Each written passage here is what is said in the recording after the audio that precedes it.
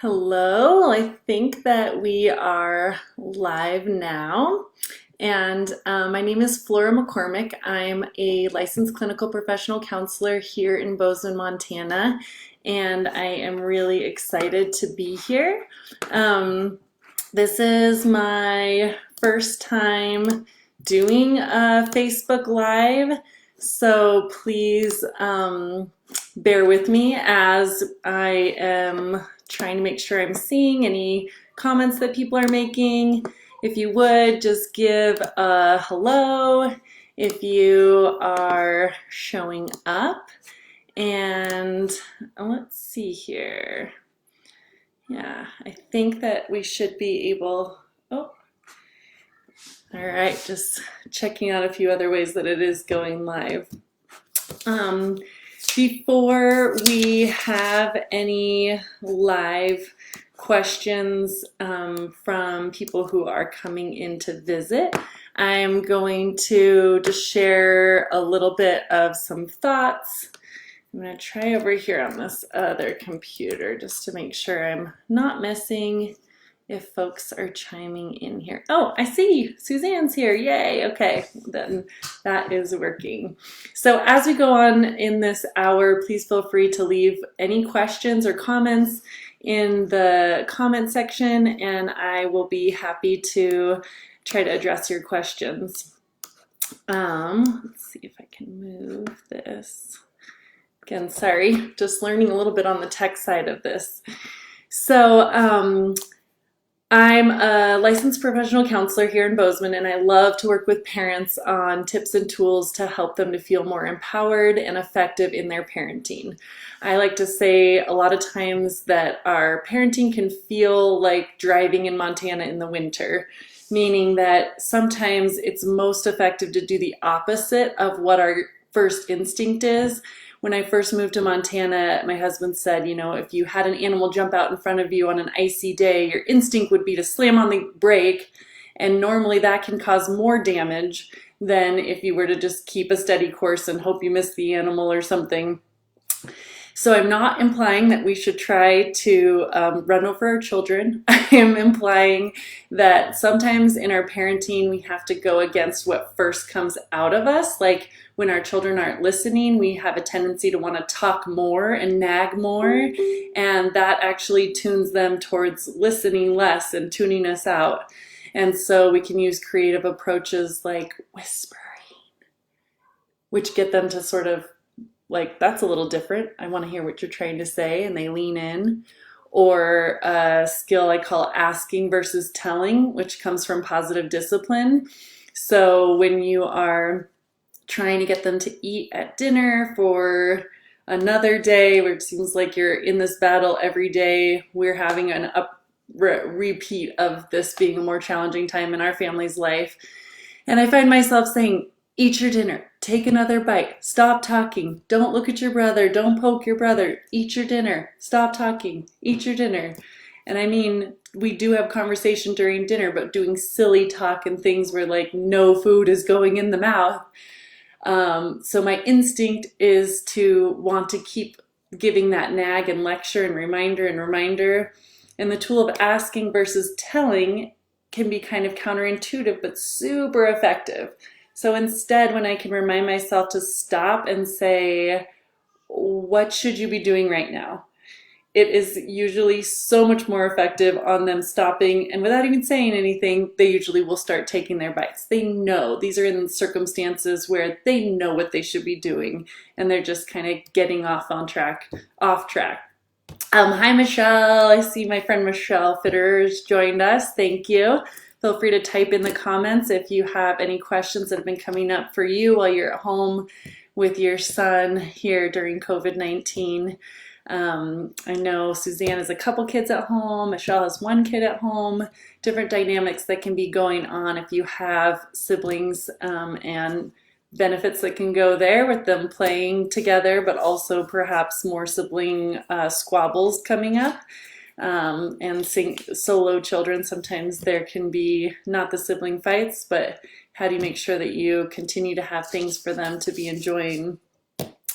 I'm going to go ahead and give a couple more pointers as I'm waiting to see if folks chime in with questions. And then we do have a question that someone wrote in earlier before going live, and I will respond to that, but I'll just give a few more minutes to give a couple of extra pointers. So the first one is we are in the midst of this COVID-19 and being at home. On behalf of Roots and the organization and myself, we just want to say, we care about you. Our doors are closed, but our hearts are very open, and we're happy to be able to offer support like this online. And we have many support groups that are still happening virtually, and we hope you'll check those out at Roots Family Collaborative Facebook page or Instagram to be up to date on those supports that are still very much active and here for you. I see another friend joining in, Lori, and she is asking, what can self-care look like if you can't rely on family and friends during this time? It's such a good question. It is challenging. So what I like to remember about self-care is that sometimes we get this model in our head of the big picture of self-care, like being able to go to a yoga class or being able to have a weekend away with your friends or a night out with girlfriends or something like that, or date night with your husband. It takes a lot more creativity, but it still can be done in the COVID-19 setting. So I think looking to be a little bit smaller in your scope, and B, just continue to get creative. Some things small that can be done are just remembering the self-care of taking breaths throughout the day. That's breathing. The calming breath for your nervous system involves taking about a 3-second breath in your nose and about a 5 or 7 second breath slowly out your mouth.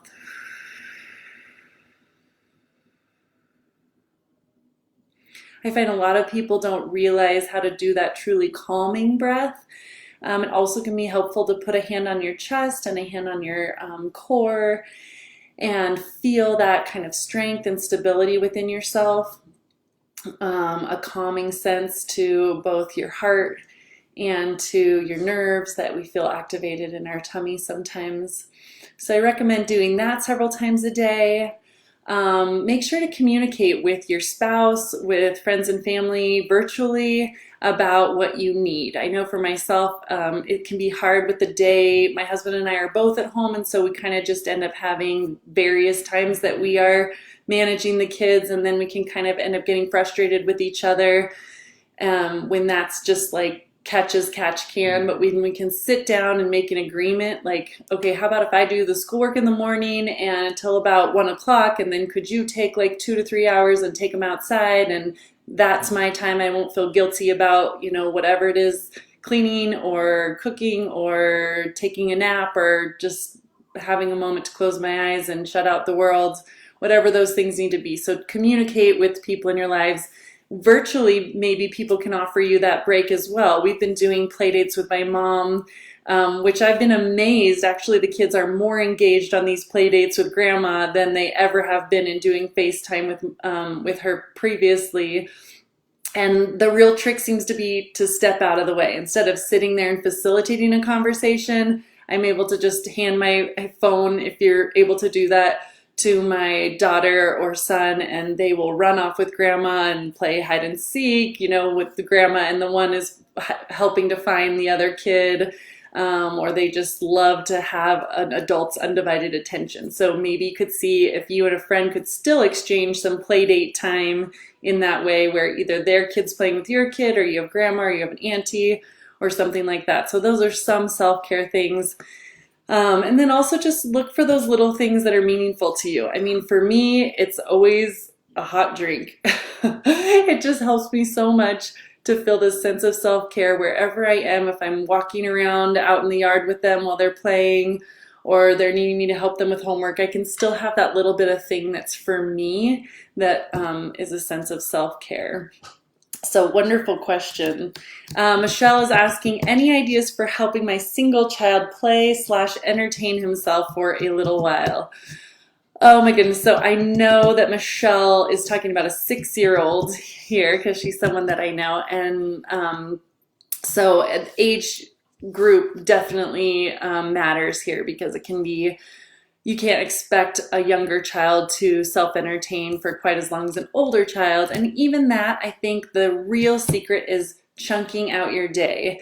Is if you are expecting a child to just entertain themselves and choose the next thing and choose the next thing on their own, I think sometimes our children can struggle with that because they're used to the school day that really structures that shifting for them.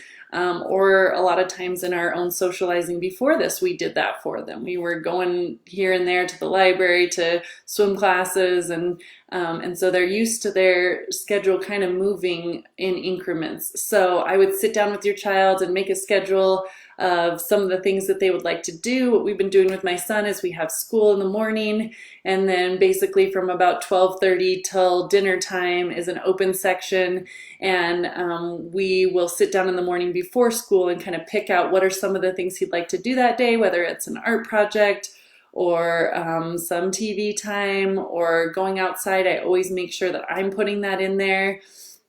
And then we sort of try to be realistic about putting those into about 30-minute increments so that we can switch to the next thing, switch to the next thing. And that often can help him to be more self-entertained if he knows then there's something else that's going to come afterwards. And of course, keeping that with some flexibility. If there are times that he gets really super engaged, or my daughter in doing some play that's going for an hour or so, I'm not going to say, oh, we got to stop and move to the next thing. But I might, after an hour, say, wow, you were having so much fun with that. Now we can transition to this other thing. Or if you want to keep doing this, that's okay too. I think prepping a lot ahead of time can help also. I've been trying in the evenings when the kids go to bed to do a little bit of Pinterest searching and things to kind of get the day all set up for the next day. So there might be an art project that's already laid out on the table, or just at least a piece of paper or a coloring book or stickers, something, if possible, that's a little bit different from what you did the day before.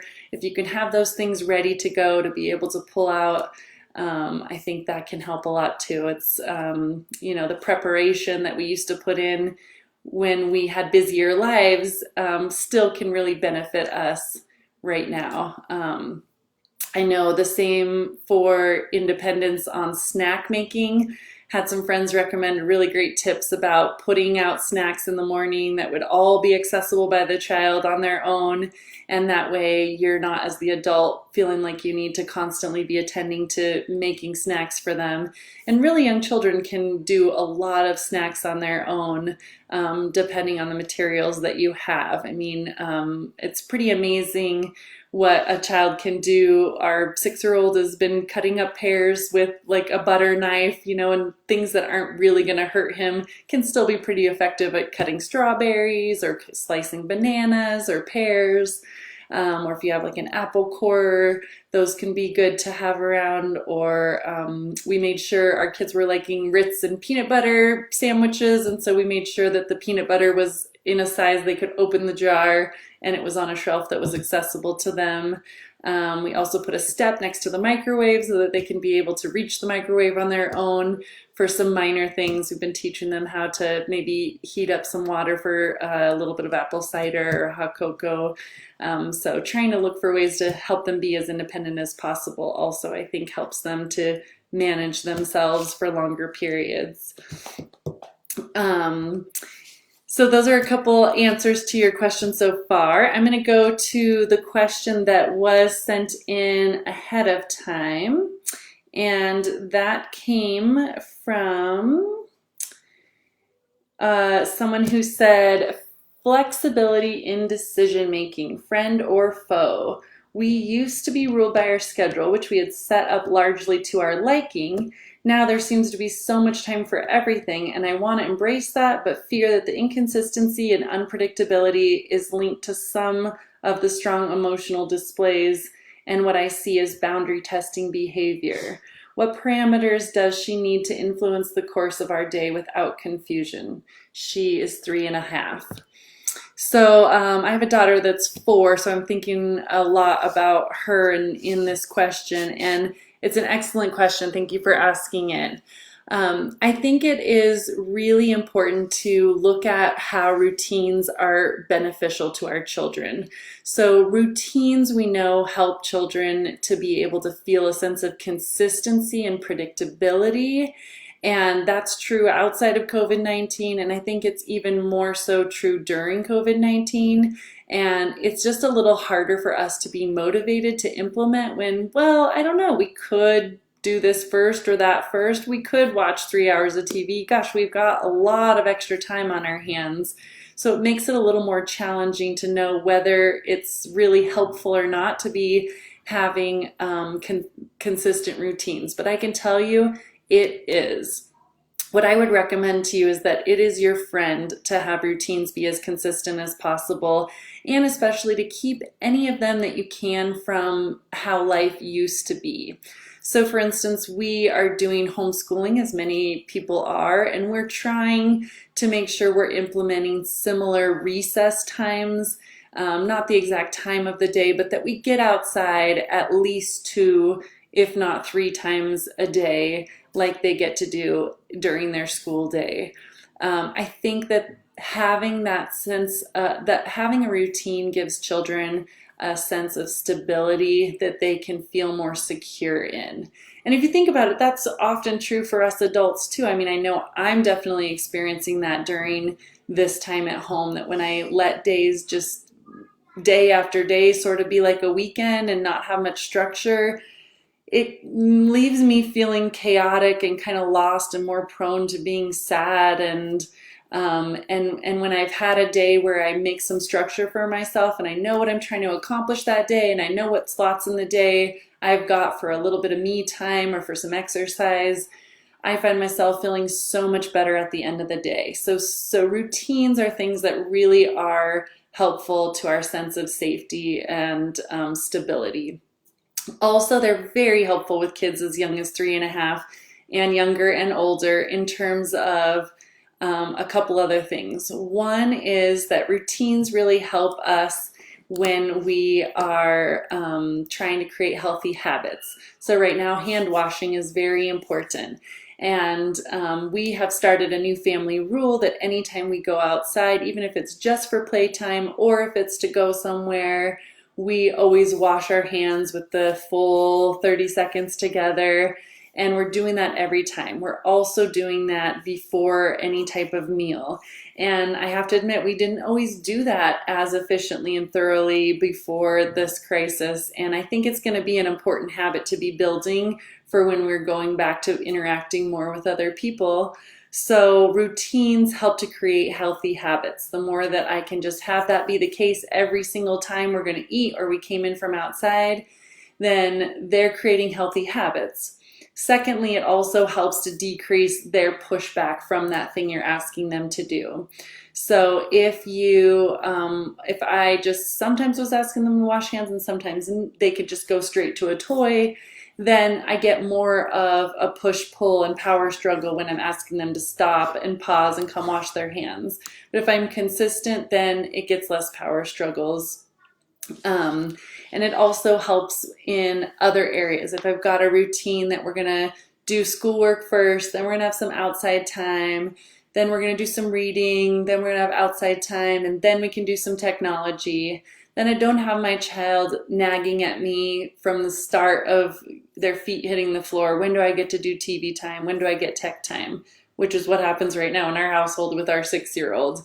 So that routine can help them to be able, to just not have so much resistance when you say no, because if it's the same every time, then it's a little easier.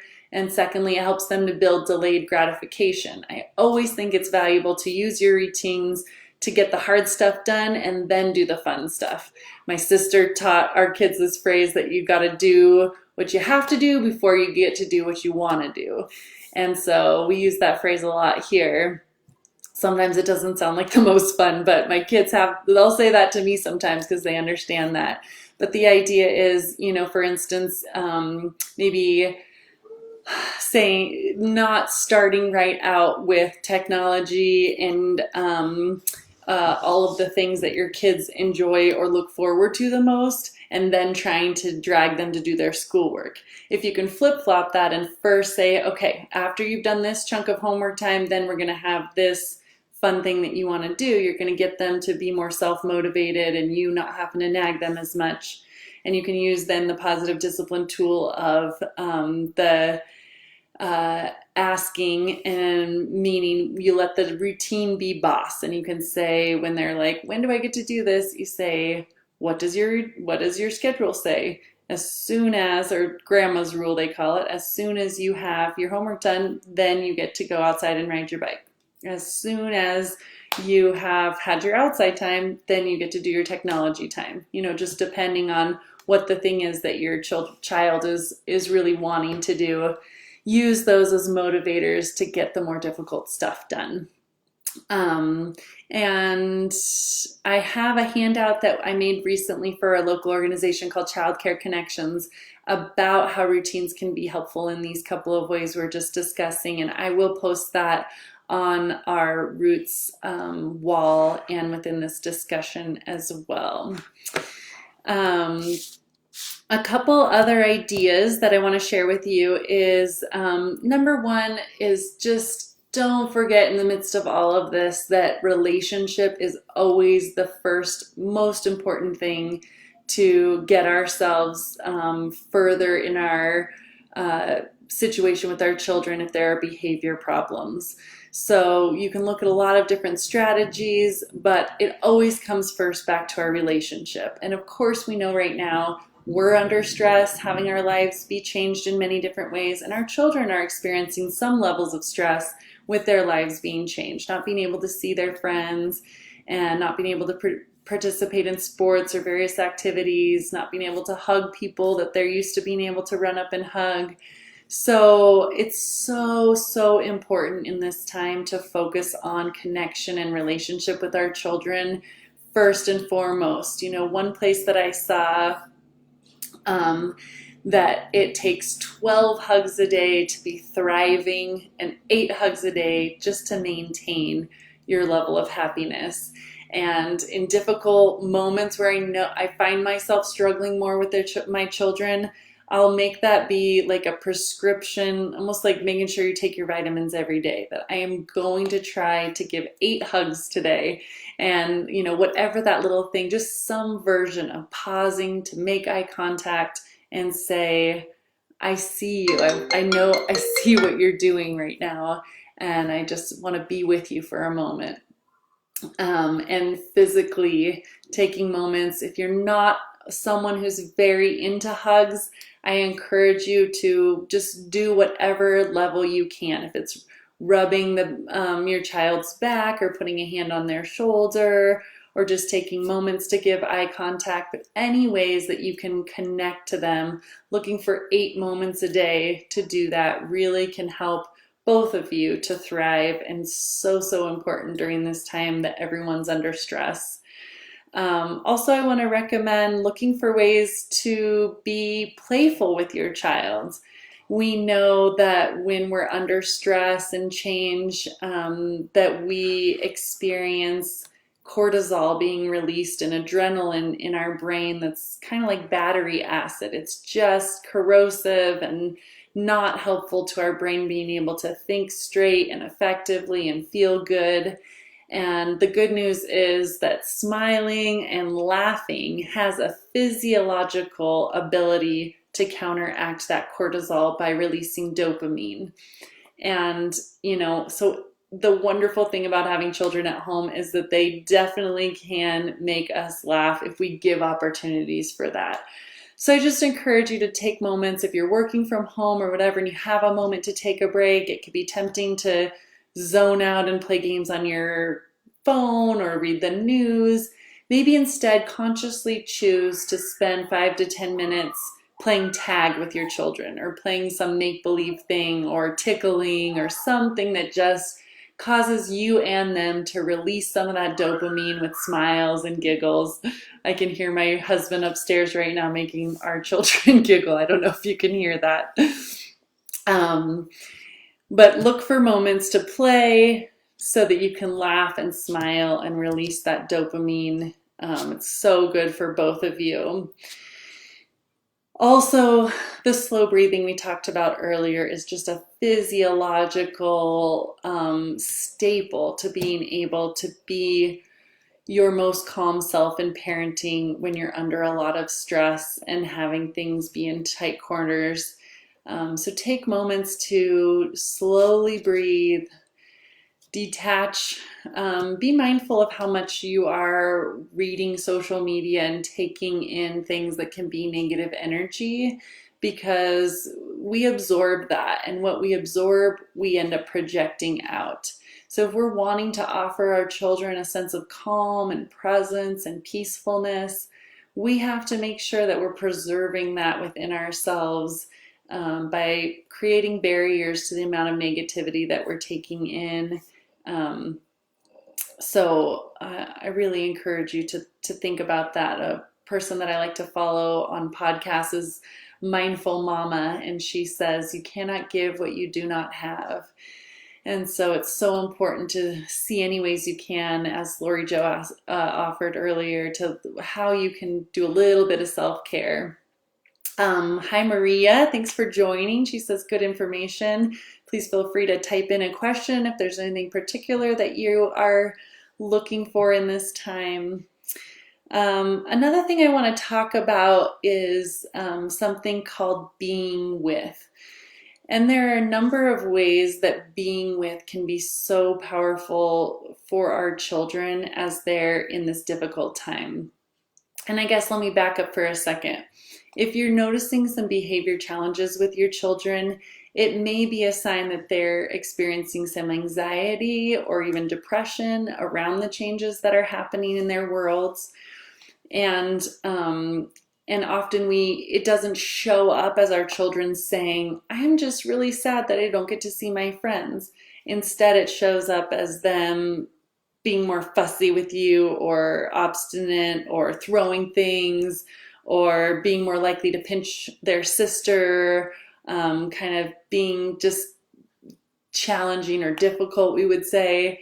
And so what you want to do is look for moments to think about what that behavior might be saying. We believe, as a counselor working with children, I believe that all behavior is communication of some sort.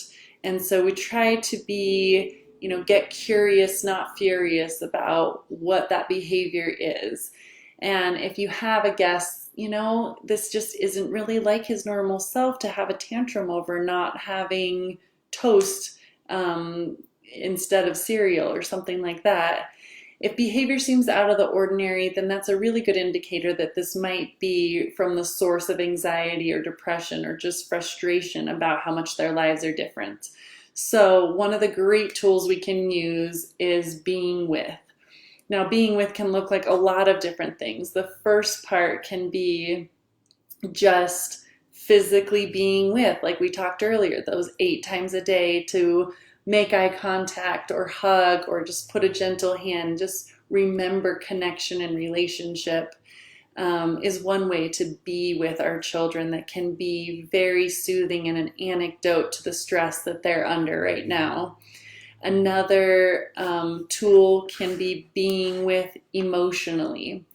So when we're not being with, we could be physically next to someone and they're telling us about, let's say I'm coloring with my child and physically I'm being with, and his words say, I hate this stupid picture. It's so dumb. I don't like it.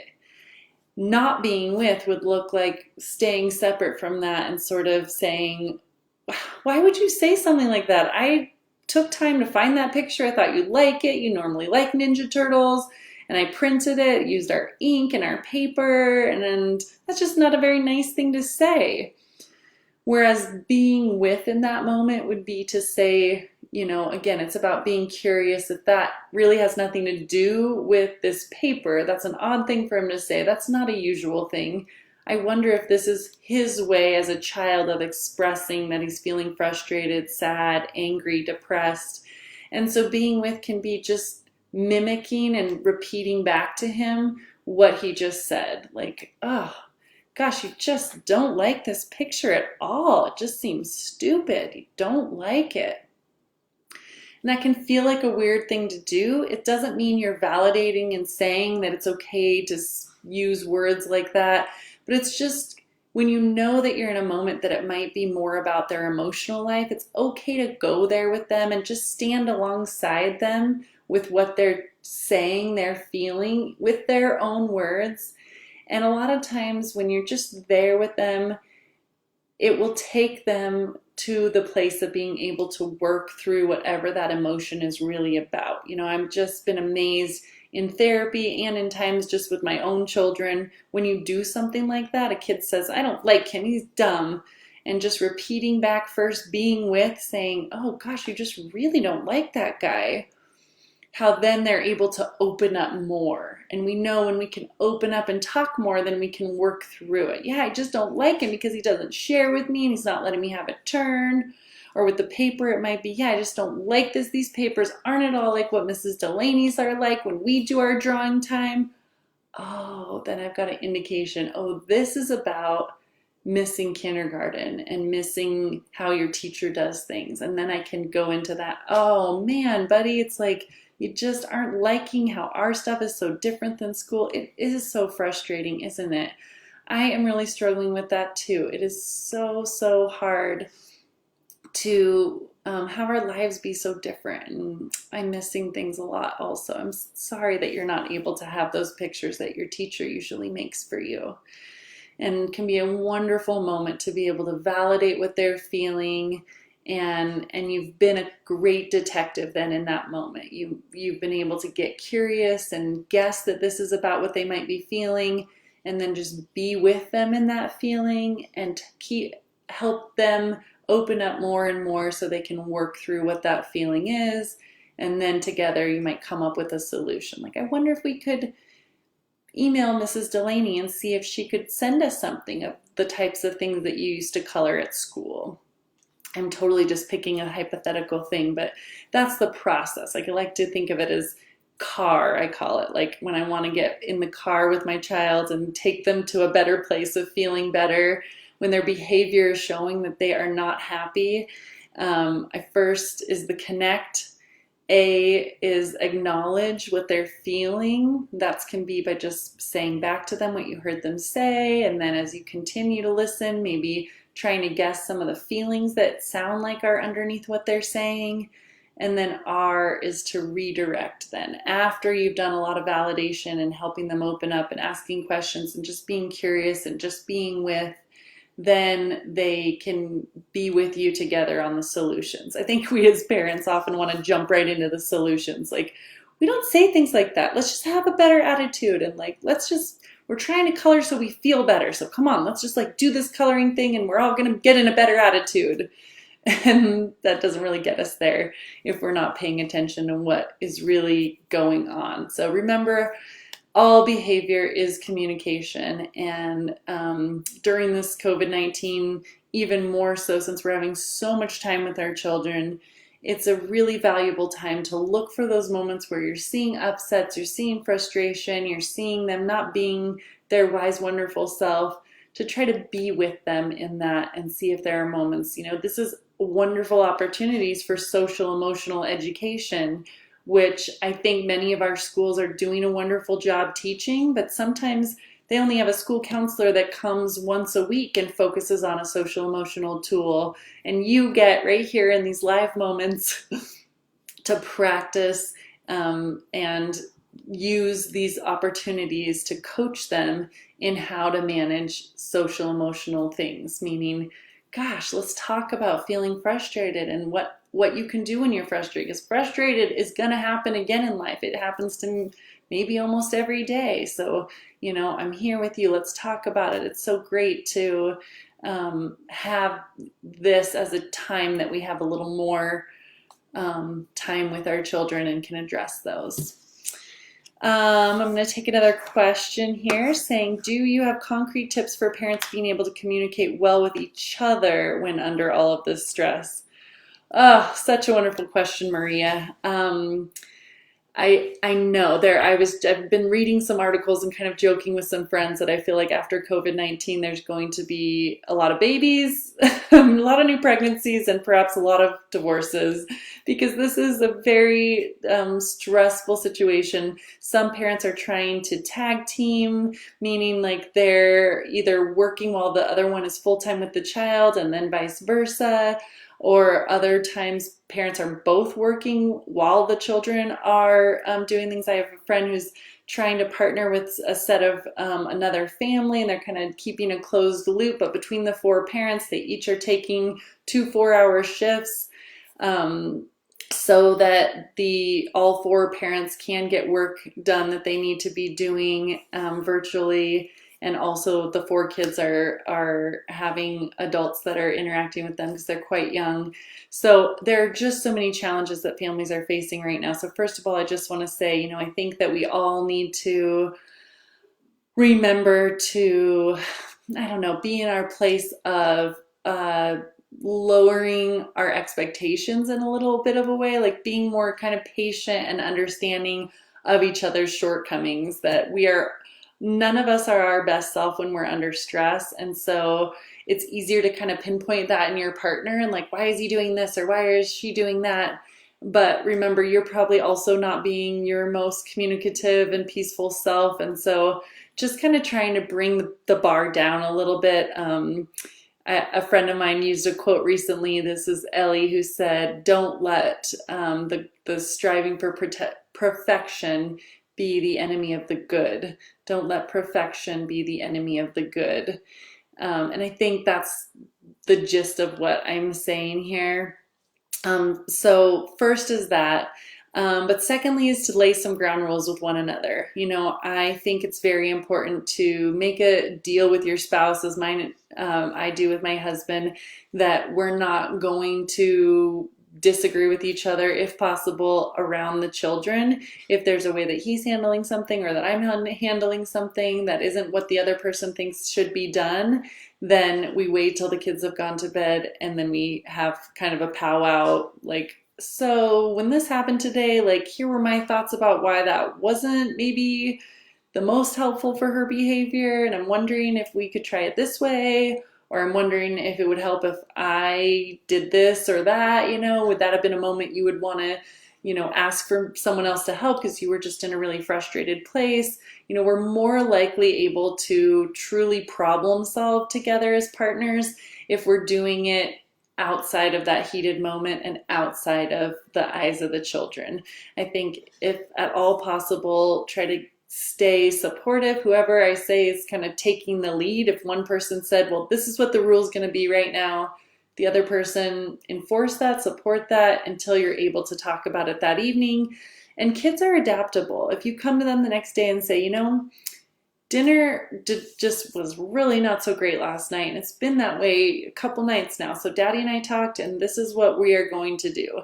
When you have finished all your food, then we're going to be able to have a little snack with our story time. But if you don't finish your food, you're not going to have a snack later. So that's just up to you. Setting some parameters together and explain them to the children in advance so that they know that you as a team have come up with ideas and that you have parameters you're both going to follow through on. It's not going to be like one parent will follow through, but the other doesn't really agree with that, so they won't. Other tools in terms of how to communicate really well when you are under stress, I think the pause is a very important tool. So I first learned about this sort of in the Bringing Up Bebe movement, which is the idea of how to pause with young children and not just jump right into trying to get them right when they're first crying, but maybe seeing if they're having a little startle, but they're going to self-soothe.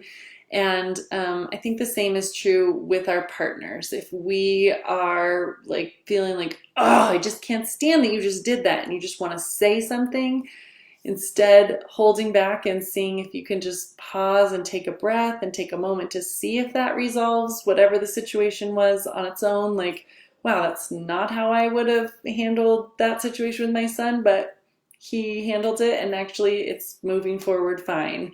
So taking moments to pause, looking to do your own self-care of taking slow breaths if you feel like you're going to explode so that you can manage. And I also think direct communication is really important. So different people are comfortable with that at different levels in their relationship, but if you are in the same place at home a lot with your partner, and you're kind of expecting them to read your mind of what you need out of the day, that doesn't work very well. So as much as possible, whatever strategy works for you, writing it down, finding a time in the evening to talk, getting up early together to talk, whatever you need to find in your rhythm that works for the two of you. My husband and I have been trying to find one of the recesses of the day. We have our kids do a little bike ride that's about a half-mile long around the neighborhood, and we walk while they ride, and that's been a really nice just kind of emotional vitamin to our relationship, that during those walks sometimes we'll problem solve and talk about what's been frustrating us, or or sometimes just vent like, oh, that was just so hard yesterday, wasn't it? And we're walking at the same time, which we know is helpful to produce dopamine and positive stress reducing physical effects.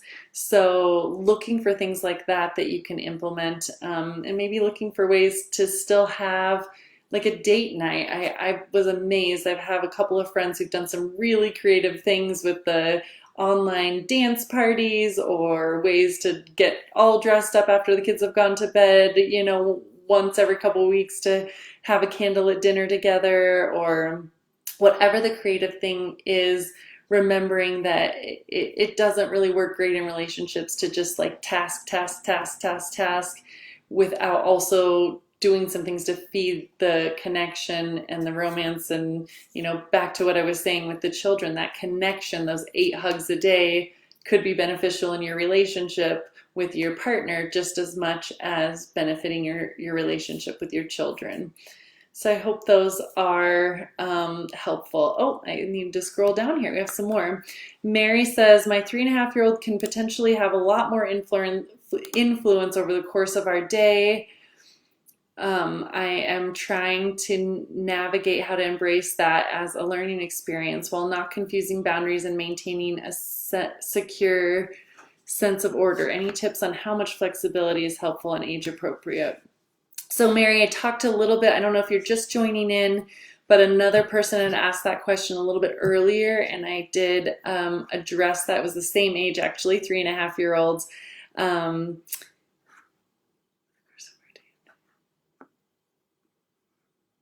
Yeah, and I just think it's important to make, for a 3.5-year-old, you don't want to let them just be choosing the schedule throughout the day.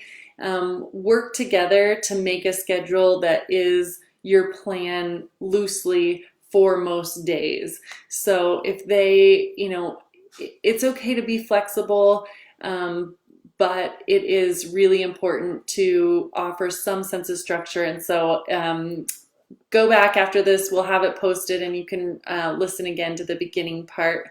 Also what Maria asked, and can we use the CAR with our partners too? Oh my gosh, yes. I guess I kind of already just said that, but definitely the connecting, acknowledging, and redirecting. I mean, I use it all the time in any sort of difficult discussions. Asking versus telling can be helpful with our partners also. I mean, I always say my husband is even way better at this than me, but if he sees my piles of papers that get kind of stacked up different places that I'm working on and says like, God, would you move those? It drives me nuts and I get defensive. But he uses the asking, and instead will say to me, so what's the story with that stack of papers? Or what's your plan for those papers? And it's like this more gentle way that I'm able to hear that, okay, I know that he doesn't like me leaving piles of papers all around. I don't need to be reminded of that or told of that. When he just kind of asks and assumes in a positive way that I have a plan, I'm more able to respond positively. And same with the CAR. If you're having conflict with your partner, definitely can be very helpful to first connect. Like, let's not just keep cleaning the house or doing this thing and not even looking at each other. That's the point of being able to pause and wait till maybe the kids are asleep so you can actually look each other in the eye, maybe have a glass of wine or tea together and connect, acknowledge what they're feeling. It sounds like you are frustrated because I was, just working out in the garage and you had the kids for 4 hours and I kind of lost track of time doing my thing, and you were getting resentful that you weren't getting some alone time also. And then redirecting, like, if that's really what they felt, like, let's make a better plan for tomorrow about so I can know and set a timer for myself of when it's kind of my turn versus your turn. And yeah, so CAR, very, very helpful. Hi, Abby. Thanks for joining us. Thank you, Maria. Thank you, so many people that are joining in today. This is really nice. Mary and Maria, if I didn't fully answer your question with those tips, please type in and let me know if there's something more specifically that I can offer. I will say that one thing that I like to do with routines is to think about ways that you can offer a visual schedule with younger children that are like 3.5. So there's so many fun ideas on Pinterest that you can find about how to maybe you could take pictures of your child doing certain things, like maybe playing outside, maybe playing with a toy, eating their snack, eating lunch, helping do a chore. 3.5-year-olds especially are super into being helpful. So I would say if you don't have anywhere in your schedule ways that they can be doing a chore of some kind, look for ways to implement that into your day, because I find that younger children, that really is a helpful thing. They love, my daughter, we have like a little mop thing that kind of squirts out some water, and so she will literally mop the whole kitchen as a 4-year-old. She's been doing it since she was about 2.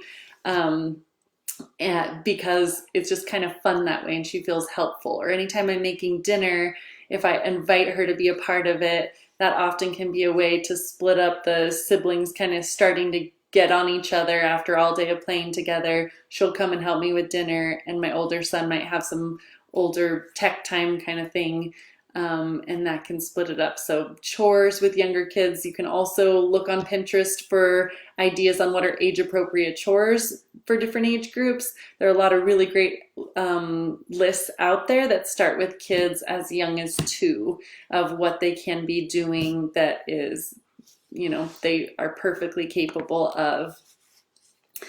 Let's see, we're getting close to the end. So one other tip that I wanted to add is about movement. If you are at home and noticing your children struggling, remember that our children, as well as ourselves, are really meant to be moving. And if they're having behavior difficulties, all the more, remember to look at those moments that they need large, gross motor movement. If we're asking them to just play, art, do small motor homework time, those types of things, and they're not getting their big movement out, that's where we can end up seeing it come out with some aggression or defiance. So, looking for ways, if it's cold outside, to either create creative indoor obstacle courses or ways to run to the end of the hallway and back, crawling on hands and knees, doing crab walking with your hands kind of under you. There's a lot of neat creative yoga and exercise videos that I'm seeing being offered now, like Cosmic Kids. So make sure you're including those in your day and getting outside whenever possible. Lauren, I joined a little bit late, so I'm sorry if this is answered, but my almost 3-year-old struggling when I am on a work call or a WebEx. How do I explain to her what's going on so she's able to cooperate and be quiet? Great question, Lauren. I'm glad that you're asking this. This is so hard to be working at home while having children at home. One place I read, this is not working from home. This is staying from home in a crisis and trying to work. It is a totally different thing to be in these circumstances that we're in, and so, so challenging. Challenging to be expecting our kids to be able to navigate this very different world as much as it's challenging for us to navigate this new world. So the biggest thing I would recommend is to make sure and talk ahead of time with your children about the expectation.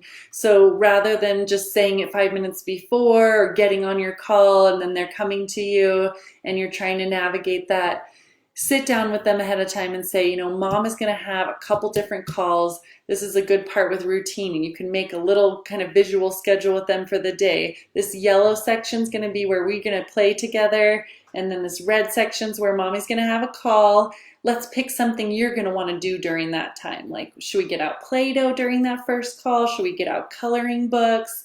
Maybe watercolors, some sort of art activity that the child could, not necessarily art activity, some sort of activity the child could do on their own. Maybe they're really into Legos, or they're into doing some sort of building trinkets of things. You can get Play-Doh and toothpicks and ask them to create a creative structure, little balls of the Play-Doh and with toothpicks, and you can make all kinds of neat structures.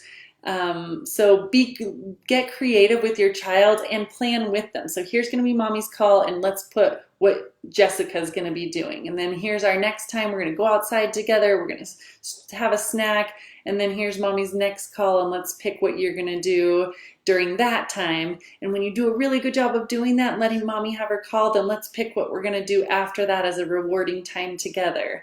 So interlacing in that schedule the things you have to do with the things they want to do with some reward of attention from you can be super effective of getting them through those calls. Because really the reason she's probably pestering you is she wants your attention and she doesn't know when she's going to get it next. So if you've both partnered with her and made a plan of what she can do that's fun, and then talked about what you could do as a reward afterwards of time to spend with her, even if it's just 5 minutes or 10 minutes, and give her your undivided attention, then I think you will find yourself getting through those meetings a little bit better.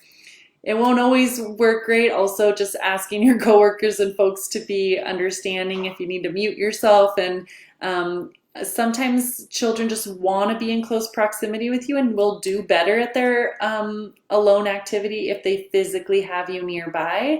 So you could look at, depending on the child, and if they would like a setup right next to you at the desk to be able to color. So you could still offer that connection time, a hand on their back, while you're participating in the WebEx meeting or something.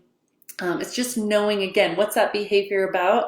We're getting curious, not furious. That behavior is likely that she's wanting to connect with you.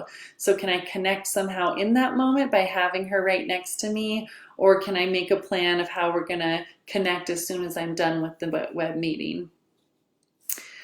Hopefully that helps to answer your question, Lauren. Feel free to type in again if I can help to offer any more ideas. This has been really, really awesome to have so many people participate, and I think that we will do it again because we've had a good participation. So remember that after this, I will post some information about routines and how they can be helpful onto our Roots Family Collaborative Facebook page. And also, if you have any answers and ideas to some of the questions that were asked that you would like to add into the discussion, we would love to have you do that. For the event that we created for this, there is discussion area, so please feel free if you've got posts that you want to share from Pinterest or ideas that have worked for you that answer any of the questions that were asked today. We would sure love to have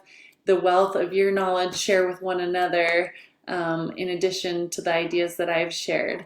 This was really, really wonderful. And again, remember that Roots Family Collaborative has many offerings still virtually in terms of parent support groups, folks for new parents, parents after loss, and please go to our Facebook page or the Instagram page to know the offerings that are coming up.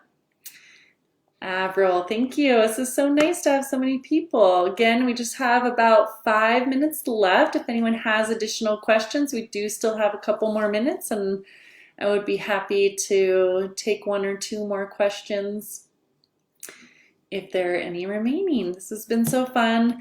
I do want to share with you a website called Child Mind Institute. Child Mind Institute.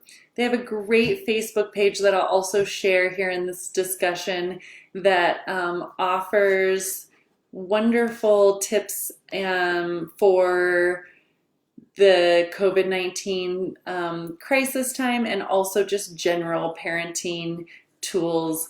And they're offering Mondays and Fridays, 10 a.m. and 4:30 p.m. twice daily Facebook Live, or excuse me, Monday through Friday, twice daily Facebook Live video chats like this, answering questions, having featured expert therapists and clinicians who work with children and able to address specific situations like working with autistic children, working with knowing signs of anxiety or depression that may be coming up in your child. And so I really recommend that, Child Mind Institute. Lauren, what do I tell my daughter when she asks to go to jump time or to the park? Oh my goodness. Thank you. That's a wonderful question. My kids have been asking that as well. So the general concept with all things about COVID-19 is to give the most age-appropriate information as possible. So meaning for a 2-year-old, we don't need to get into looking at charts and graphs of what's going on in the world and the projection of what's going to happen here or there. That is not helpful. We can say there are some yucky germs going around and people are getting really sick, and we are staying at home so we don't get sick and so that other people cannot not get sick. You know, making it as age appropriate as possible. And as you get up in age, you might share a little bit more information with them. But I think just trying to remember that the most important thing is to talk about what's mattering in their life and not the big global situation. So you're not able to go to school because of these germs that are going around, and we do not want to get those or to end up spreading those. So that's why we're washing our hands really good. And that's kind of what we're doing in terms of how we talk about why we can't go to face or jump time or other public places, is kind of going back to what we talked about of the CAR. The first part is when a child asks a question, it might also be an expression of feelings they're having. So taking a moment to pause when they ask why they can't go to jump time and connect, eye contact, physical contact, and saying, oh, it is so frustrating. I can tell that you're really wishing we could go there because you have so much fun when we've gone there. You went for a birthday party 2 months ago, and now we haven't gone for a really long time, and that's frustrating, huh? That's acknowledging what they're feeling. And then the redirect can involve answering the question. So giving an age-appropriate response for young children would be something like what I said earlier. You know, unfortunately, there are these really bad germs going around right now, and we have to stay at home. And it's kind of the rules. It's the law that we all need to stay home in order to help protect each other. Something like that. And I think it's important to add some hope at the end. There will be a time where we'll get to do those things again. And I'm really looking forward to that. I know you're looking forward to that too. And then another part of the R part might be, you know, is there something that we could do that would be kind of fun, like jump time, that while we're at home? You know, maybe it's allowing them to jump on their bed for 15 minutes, which you wouldn't normally do, or let them come jump on mom and dad's bed, or put the mattress on the ground so it doesn't break the bed frame, but like, let's have jump around time in our own house and be silly. Let's see what we could do to recreate some of the fun things that we love about jump time. Make a balance beam together with pillows and try to joust each other off of it or something, you know. So it can be helpful to try to turn what they're feeling into a solution. What can we do to meet that need that you're missing? Sometimes there's absolutely nothing we can do, but like my child was really sad that we couldn't go to the dart zone. And so we do luckily have some Nerf guns at home. So we did a family Nerf gun night where we did kind of that at home. So those are some thoughts. Oh, Mandy, thank you so much. It's so great to have you all here. And thank you again. I think we will offer this again, and we're so grateful to have you here. Thank you for being the wonderful, caring, loving parents that you are. Remind yourself that you're doing the best you can in a very difficult circumstance. Be patient with yourself. Remember that Circle of Security says we only have to get it right about 30% of the time. So don't let the striving for perfection be the enemy of the good. Just embrace all that you're trying to do, those little moments that you do have with your children, and we'll check back with you again soon. Thank you so much.